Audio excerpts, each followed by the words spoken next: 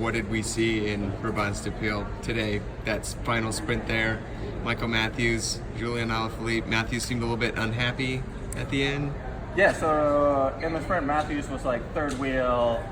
He's trying to get out. Alaphilippe kind of has him pinched against the barriers, but they're both behind Van der Poel, who's just dominating the sprint. And then afterwards, Matthews is giving Alaphilippe a bunch of grief. On the line, I think Matthews is like totally out of place. He had himself boxed in along the barriers, but he really didn't have any place to give Alaphilippe a hard time about that sprint. Well, the overhead shot was pretty interesting because you can see Alaphilippe and Matthews were both kind of queued up fighting for Van der Poel's wheel. Matthews was intending on going right, Alaphilippe was intending on going left, and Alaphilippe basically just had to respond to not being able to sprint around Van der Poel to get on his wheel, which then pushed Matthews into the barrier and sent him back. So Matthews did lose a lot of position, but I think that the crux is both those guys were racing for Van der Poel's wheel, and Van der Poel was up there racing for the line. Well, also, there was so much space to the left. I mean, like, Matthews should have set himself up so that he could sprint to the left. I mean, you never sprint against the barriers unless you absolutely have to or just don't have the legs to take the long way around. I mean,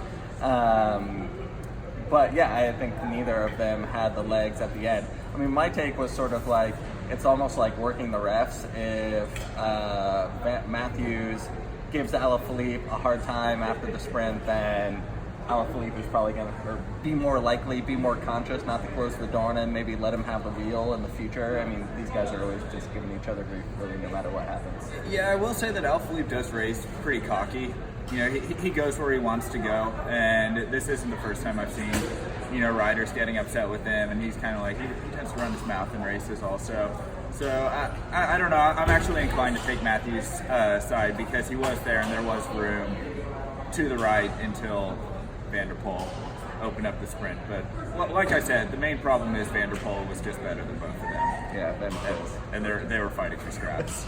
I think they're just embarrassed to be getting beaten by a pro continental rider. I would not be embarrassed to get second place with Van der Poel. That's as good as a lot of people are going to be able to do for the next few years. We should also mention that their teammates were not willing to work with Van der Poel. Like when Van der Poel bridged up to an early move earlier in the race, the Deceuninck Quickstep rider wouldn't work with him. Would you? I don't work with anybody ever. You've seen me chase you down. Yeah, you're off.